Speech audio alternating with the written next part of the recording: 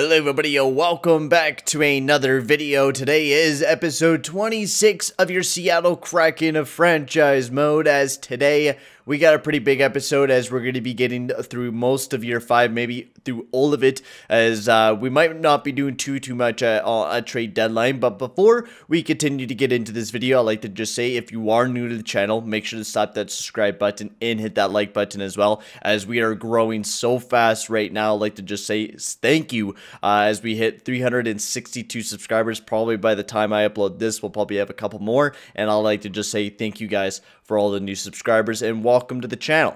So let's get right into this video, as we have a pretty big episode, like I said already. We made some line changes in the last episode. Krabsy, I think his name is, he said to kind of change up the power play lines, and he kind of gave me some good examples, which I absolutely love them. Now, I didn't want to do all of it because there was one where he wanted Gunnarsson up on the power play, which I do agree. Gunnarsson has been a guy that has played very well before on the power play when he was down in there in the Swedish league. He had 12 power play points in his 49 games, so he could potentially be a guy that we could potentially play on the power play. But we have so many lethal goal-scoring guys, and the one guy that I didn't see in the lineup was Anthony Cirelli. Anthony Cirelli is one guy that I do want to play a lot of in this upcoming season and see how well he produces. But we will be taking a look at that in the future. So he had Bubelev, Ryan O'Reilly, Voynov on the 1T, and then Gaudreau and Klingberg. And then we had Arvidsson, Cirelli, and Burakovsky. He had Burakovsky over here, but I swapped 10 so we can get a 1T, and then Lindholm and Ryan Strome, because I also wanted to keep Ryan Strome on the power play as well, because he's a nice offensive tool. I was either kind of thinking about either taking Cirelli or Strome. If Cirelli doesn't do too well on the power play and our power play is struggling, then we will throw Gunnarsson up there, and we'll see if he does a little bit better than what Cirelli is doing.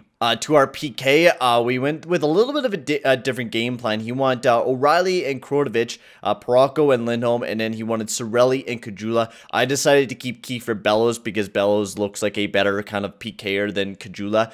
But I really agree with having Krotovic, I think his name is, on the PK. He had 9 giveaways, 23 takeaways, and last season he was a defensive beast in the AHL, and I think he can continue to do that, especially on this PK for the Seattle Kraken moving forward, and especially since he's going to be playing alongside of Ryan O'Reilly, I think that will fit really well, and then Oleksiak and Gunnarsson for the last defensive pairing there. So that's basically all we have changed for the lineups. Our 5-on-5, everything is basically the same for the Seattle Kraken. So I'd like to say thank you guys for commenting on the last video, and I'm always going to look for you guys to be helping me out. You guys are my assistant GMs on this stuff, so you guys can suggest anything and everything. If you guys don't like a single player, or if you guys want a different captain, we could even do that as well, or I'll think about it. But Parayko is definitely going to be the captain for a very long time. I also do want to take a look at the record book for you guys, and we'll take a look at that because we're now year 5. We're going into year 5, and there's been some big historic stuff that's been happening with the Seattle Kraken slowly. As you guys all know, Ryan Strome does lead a lot of the leaderboards in for points and stuff like that, but Brock Bubelev leads and game played with 328 wins. Of course, Thatcher Demko was 71. Thatcher Demko is one shutout away from passing UC Saros, and Mikhail Voynov will most likely take the old-time goals leader list, as he's only about less than 15 goals away from passing Denis Gurianov on that list. So we have some competition coming up, and then season highs. We actually had a lot of new season highs, as Gunnarsson, of course, passed it for most penalty minutes. Same with Mikhail Voynov.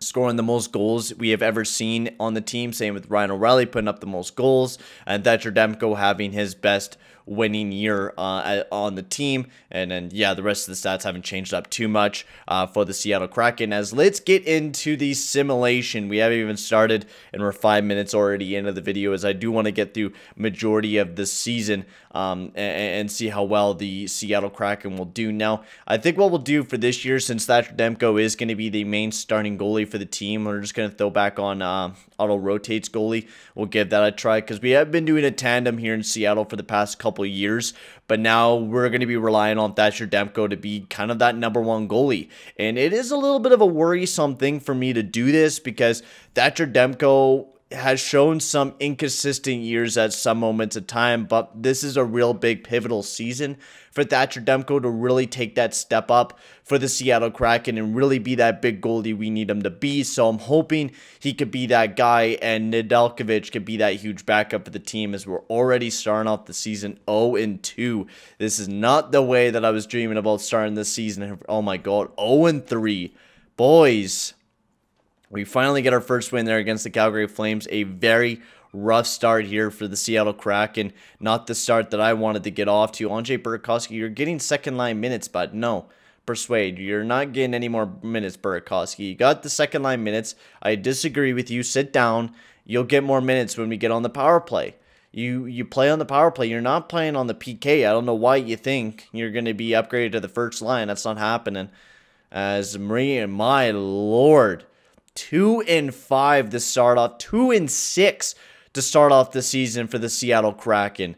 This is potentially the worst start I've ever seen this team begin off. Okay, maybe we could get a rebound. 2 big wins there against the Jets and the Nashville Predators, but we need to continue the wins because right now this is not what I imagined this team doing, especially to start off this season as we're starting to gain some big W's. Arizona lost there.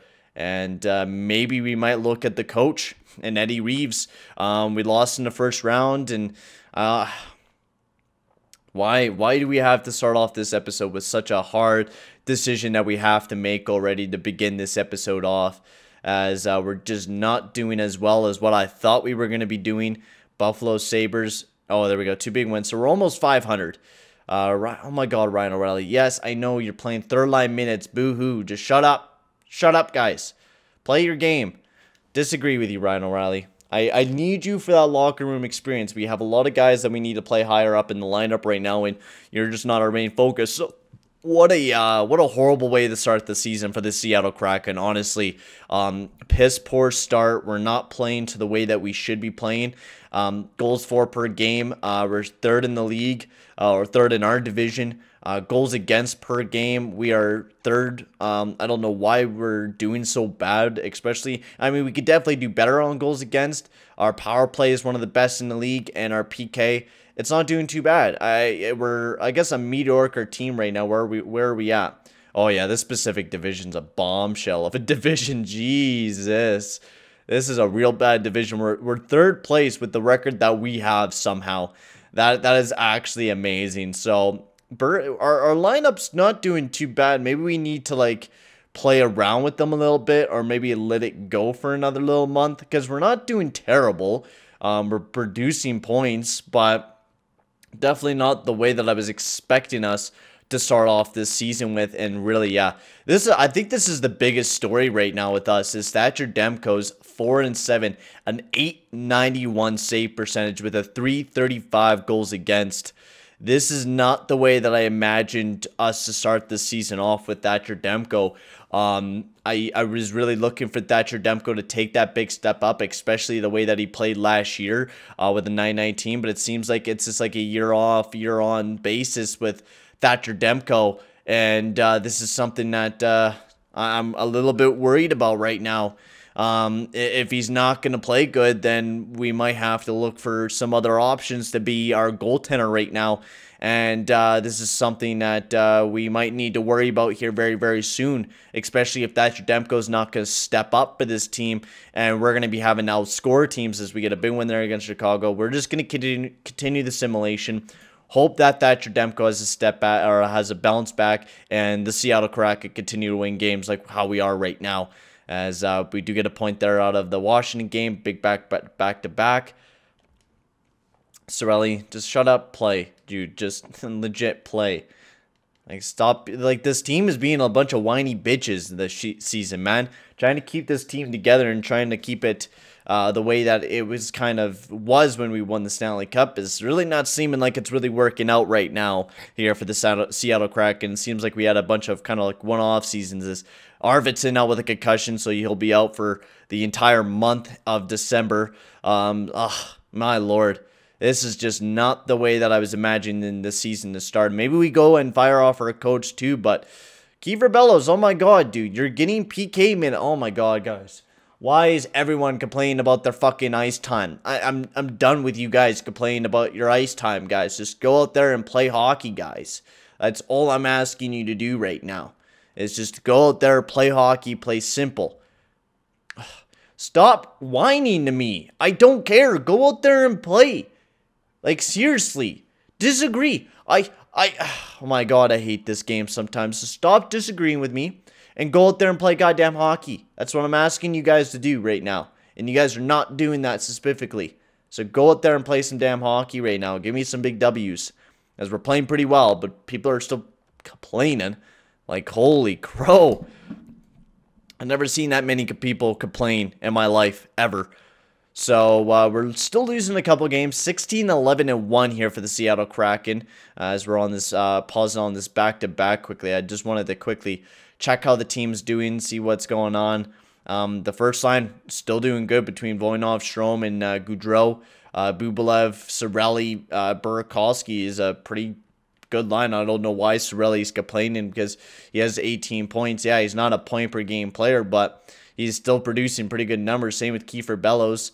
Kronovich is doing pretty well. The fourth line, defensively, maybe that's something we need to change up. Maybe we go with Parayko alongside of Klingberg, and maybe we go with that. We play Ragnarsson down a little bit. He's struggling a little bit. We go with Lindholm and Gunnarsson. Klingberg and Parayko, the captain, will get the first line minutes there. And, okay, Thatcher Demko's starting to step up a little bit. 905, 278.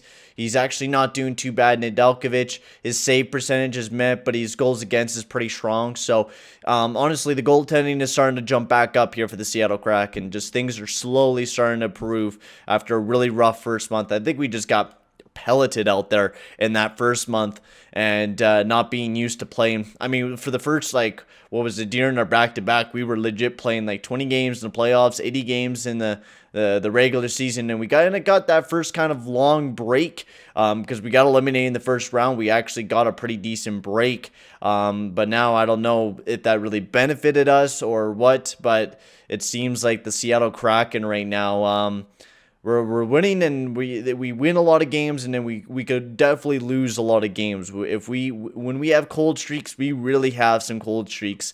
But if we have a hot streak, then holy crow, we have a really good hot streak. As Arvidsson's back in the lineup finally from his concussion. Plus, you all have Christmas to all rest up as well. He'll be back in the lineup. Hopefully, he can continue to produce for the Seattle Kraken. As yes, we are starting to bounce back. And oh, lordy, lordy, lordy. Mikhail Voynov out with a concussion. That is not good for the Seattle Kraken. But I think we'll just keep. I don't really want to keep the lineups the way that they are right now. I do want to throw somebody up there. I think we're just gonna throw Kiefer Bellows up on that first line alongside of Strome, so we have that power forward guy still playing on that line, and then Arvidsson could go with Ryan O'Reilly and Kronovich. And we'll go with that line up there and see how well they do. Ryan O'Reilly's still producing hella good, playing on that third line. I mean, he's still getting that power play time, right? So that's the biggest thing with him. And Parayko and Klingberg, they're doing great. Gunnarsson and Lindholm, they're doing pretty good as well. And Alexiak and Ragnarsson, a very strong pairing on that third defensive pairing, which I'm liking. And Nedeljkovic and Demko, they're stepping up here for the Seattle Kraken. So after a little bit of a worrisome start here for the Seattle Kraken, we're starting to see a little bit of a bounce back. We're top of the division right now, and we're starting to play a lot better. So the mid-season worries as a GM, and that was the biggest thing. Like when I'm seeing that type of record right off the get-go and seeing this team perform like a 2-6 record in the first month, you got to be like, oh Lord. And you look at Thatcher Demko's numbers, and they are the worst you have ever seen him been in his career.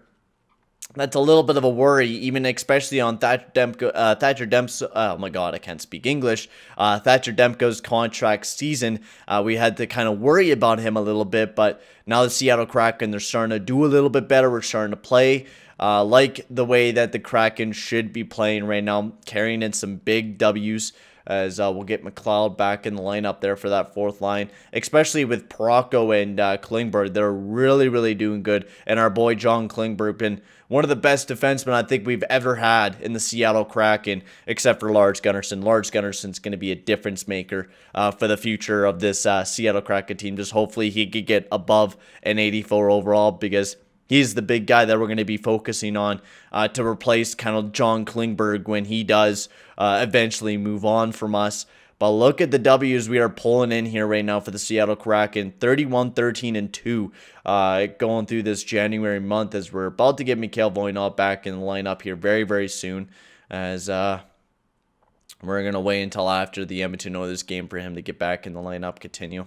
And we'll place him in there. But 33-13-12, not a bad, or 2. I mean, we don't have very many OT losses, but we have first place by a landslide. And Brock Bublev, for the first time I think ever in his career, he's leading the Seattle Kraken in points right now. And Kiefer Bellows, not doing too bad up on that first line, producing a little bit of points, going and banging some bodies out there. Definitely not playing his best defensive game out there either. That's kind of a worrisome, but maybe because he was playing top line minutes. But I do want to take a look.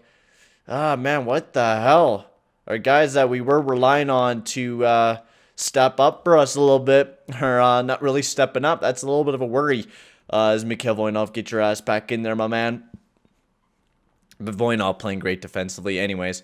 35 games, 30 points. Mikhail Voynov doing great up on that first line with Johnny Gaudreau. Definitely no big point producer, guys, like how we had it last year with Ryan O'Reilly, but it's kind of more spread out this season for our depth, which I'm really liking it. So let's continue on to trade deadline. Let's get through trade deadline. I think the plan will be for today's episode. I just want to crank out today's episode and get on to oh my god, the playoffs practically, because we're not going to be able to really do very much going into this year's offseason, because this year's trade deadline, unless we want to improve the depth, right? Maybe pick up a different PK guy or whatever. But I think we're pretty bolstered up, and nor do I want to move anyone because of our salary cap concerns. We're pretty tight up against the cap right now, so we're not going to be able to do too much. Plus, I don't want to trade any of the picks that we have, because we have a plentiful of picks right now. And if we could use some of our depth guys from the AHL and some of our younger guys going into this playoffs, I'd rather do that than trying to call up or use veteran players, because I do want to continue that youth kind of takeover right now, right, with Kronovich. He's been great for the Seattle Kraken, and I'm hoping he continue. But we have some really big prospects with the Jorgen Johansson, Santera Virtanen. We could even use him. He has some good physicals, some good skating. Mangiapane we got down there, right? We got some good depth guys. We got Linus Nasson. We got Mikko Kokkonen. We got some good defensive players that we could call up and use as depth players for the Seattle Kraken, unless there's some guy that takes us away and steals the thunder. But not like we're going to be able to trade away a Ryan Strome or a Ryan O'Reilly or any of those guys, because of the fact that they're stuck on no movement clauses right now. So we're not going to be able to do too much going into this trade deadline, unless we want to trade like a Cirelli away, right? That's kind of like the player that we'll have to focus on if we want to get rid of. But I really don't want to get rid of Cirelli. That's one of our players that he's going to be kind of like a future Ryan O'Reilly, and he's really been that player for us. 38 points in 57 games. He's playing a very solid game for the Seattle Kraken. Very, very impressed. Burakovsky as well, been having a good season with the Seattle Kraken. But honestly, our team is playing very, very good. I mean, we're in a very weak division here in the Pacific Division, so we're able to take that first place in the division pretty easily, as the Edmonton Oilers have a 34-27 record, as Mikhail Voynov out with the injured groin, and Kiefer Bellows was also out of the lineup, so we got to put him back in there. My eye is absolutely itchy right now. Oh, no, don't put in Kajula. Kiefer Bellows. And then we just have to wait for Voynov to get back in the lineup. Matt Roy, no, I'm good. So let's take a look at the team before we jump into trade deadline, see what we kind of have to deal with. We have a big landslide in this year's division right now. One of the best teams in the NHL. We're like third best, tied with Tampa Bay for second best in the NHL. John Klingberg once again leading the Seattle Kraken in points. It seems like John Klingberg is an absolute beast for the Seattle Kraken. His goals for per game, we're leading the league in goals for. We're one of the best defensive teams in our division. Great power play team and a great PK team. And I think, honestly, unless there's somebody that can really change up this squad and help us improve the team, I don't think we're going to make any moves. I like the way that players are playing right now. Definitely, I would like an upgrade from Ryan Strome, but we really can't make that option because of the fact that he's stuck on a no movement clause. Voynov, even though he's been injured a bit, still doing great. Cirelli having a great year. Burakovsky having a great year. A lot of our players are playing really well defensively. Klingberg, Parayko, Lindholm, Gunnarsson, not looking too bad there. And Thatcher Demko not doing too bad. A 908, 261. Nedeljkovic is not doing too bad either. So unless there's somebody that takes my wind away from me, I'll be looking at some options. But yeah, I'll be right back though, guys. I'm going to let my camera rest for a little bit before we jump into trade deadline so it doesn't die on me like it usually does. So I will be right back. All right, everyone, I am back and we're ready to go for trade deadline. So basically our game plan is to go into trade deadline and basically keep the team the way that it is. I really don't want to make too much of a change with this team. I want to keep it kind of going the way that it is. And also the fact that we don't really have the money to, unless we were to trade away a big name player on the roster like a Burakovsky or like a Cirelli. And oh my god, another injured groin injury for goddamn Voynov. Voynov has been injured a lot this year. But the team is still doing good. No matter, even if Mikhail Voynov is out of the lineup, we're still a very deep team. So it's enter into the 2025 trade deadline. And holy crow, Pierre-Luc Dubois is available in in the draft. I mean, Pierre-Luc Dubois would be great. 26 goals, 29 assists, 55 points. In real life, he got traded. I don't know if we really want to make that type of move, though. I mean, this would be a guy that could play alongside. Oh my god, actually, though, I think we might actually just found the deal that I think we could work with. Why not go for it? Why not make the move that can change the team for forever, right? Like Pierre-Luc Dubois. I mean, but that means we'll have to give him a contract extension. And who are we already paying? We're going to have to pay him like a good almost like $10 million to get Pierre-Luc Dubois. And I mean, we are getting rid of Ryan O'Reilly. So you could lose Ryan O'Reilly, keep Ryan Strome on the team, have Pierre-Luc Dubois playing alongside of Brock Bubelev and Burakovsky. I mean, that could possibly work. Let's take a look at Pierre-Luc Dubois. All right, let's take a look at him. Let's see what we're going to be kind of looking at. Because if we pick up Pierre-Luc Dubois this year, right, we're going to be getting Ryan O'Reilly off the books next year. We still have Gaudreau locked up, Bubelev locked up, Voynov locked up, Strome. We have Cirelli. I mean, we're going to be getting rid of Cirelli in this deal if we do this type of deal. And they are a buyer. So that means this team is going to be a kind of a team that Cirelli is going to be going to and being a first-line centerman and potentially a future playoff team, especially with Brad Lambert on the team as well, and still a very solid defensive core as well. So this team can be a playoff team here in the future, and Cirelli could potentially make that a good case. So why not? And they just picked up Erik Karlsson. Why not do this deal for Pierre-Luc Dubois? I don't see why not, so let's do it. Pierre-Luc Dubois, we are going to be trading you guys Anthony Cirelli. We're definitely going to be trading them a rookie skater for sure. That's without a doubt. We're going to be trading them Sakaris. I'm sorry, Sakaris, but you're going to have to be gone. And we're also going to be giving them a first-round selection in this year's upcoming draft. This deal will be changing everything. I think this is a deal that we could potentially make, and it's going to cause riffles within within the franchise, and I think this will be a big deal for the Seattle Kraken. So Cirelli, Sakaris in a first, for Dubois a second and a third. Does not go through. We'll take off the second. Will that go through? No. Will that just go through pure like that? No. All right, so they're asking for a fuck ton. Holy crow. So a second round pick, and we'll get like a 5th round pick back or something. No, really? Wow. Still a no from the... So I'll have to throw in 2 seconds.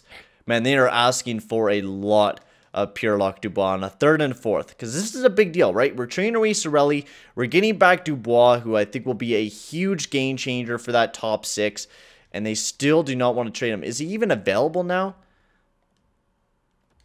Fuck, god damn it. Work, EA. Jesus. Yeah, he's still available. He's still out there on the block. Okay,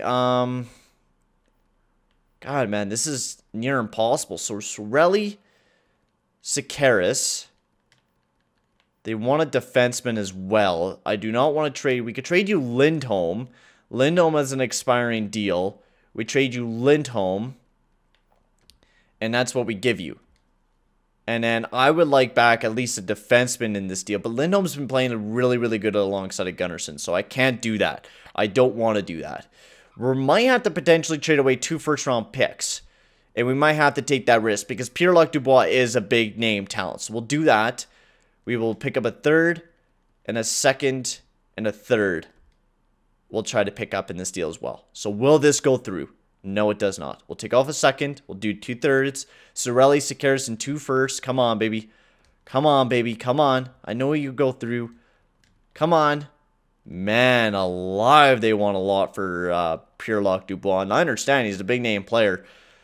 So Cirelli, Sekeres, and 2 first-round picks and a 2nd. Still a no for Pierre-Luc Dubois. Oh, my lord. And I don't think we have enough value to even kind of make this deal go through. I mean, unless we were to give him a future goalie of ours. Like a Nukkalainen, a guy that's closer. Because they don't really have any big goalie prospects. They just have Elvis Merzlikins. So we'll do that. We'll give him Nukkalainen. That's another big name player for them. We'll pick up a 3rd and maybe a 2nd. Just so if the deal goes through, then we're not getting ripped off. We'll take off the 3rd. Okay, we'll take off the 2nd because that's nowhere near. Oh my lord, really? Wow. So even with the Cirelli, Sekeres, and Nukkalainen and 2 firsts, they still do not want to give up Pierre-Luc Dubois. So I'm not going to be trying anymore to do that type of deal. They don't want to trade him. They don't want to trade him. That's fine by me. They're not going to be making that type of deal. Casey Middleton, 86 overall, playmaker, medium top 6, though. I don't think there's really anybody else that I'm going to be saying that, oh, Crosby. Yeah, I just don't see us making any more other deals unless we want to bring in like a Brad Marchand, but I don't think we need to make any more moves right now. I think keeping Cirelli will just be fine.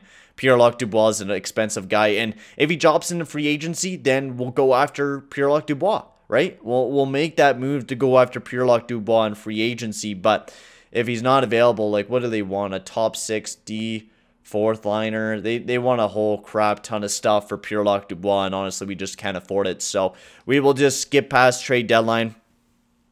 We'll deal with what we got. We'll take a look at what deals happen around the NHL for you guys as well before we continue on the simulation and getting down to the bare bones and getting down to the end of the season as Erik Karlsson going to Columbus. So yeah, they're probably looking to, they wanted a lot in return for Pierre-Luc Dubois. I think like guys that could play on their current roster, we just didn't have those guys to give up. Middlestad to Vancouver for our first, and Suzuki. So that's a big deal there. We do not want Varlamov. So Vancouver bolstering up their team a little bit. I don't know if that's going to be enough for them, but it potentially could be. I mean, not very many points to get past the Sharks, especially since the Sharks traded away Karlsson as well. So here we are.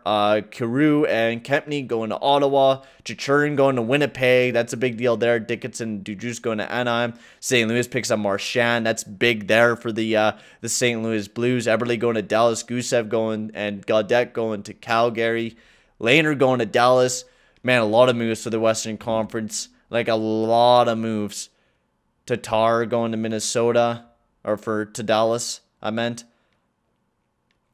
Yeah, so some pretty big moves, especially that Erik Karlsson. And Shea Theodore going back to Anaheim, as Anaheim trying to bolster themselves up a little bit as well. So some big moves around the NHL, as we're basically keeping the team the way that it is. We're not making any moves because I felt like it's unneeded to. We don't need to make any moves if we don't need to. Plus, then we don't have to edit the lineups, which I always take account into because it is a pain in the ass to have to edit these lineups every time you make a deal, especially at trade deadline. So let's continue on with the simulation. Let's get down to the end of the season, because we already basically know, unless we lose every game from here on out, we're basically going to be making it into the playoffs, especially with this weak-ass Pacific Division that we're in. So, big win there against the San Jose Sharks. I'll get past the Minnesota Wild game so we can put back in Mikhail Voynov and get him, his healthy ass, back in the lineup, because that we need him. We need Mikhail Voynov back in the lineup and to be healthy for this next big playoff run. If we win the cup this year,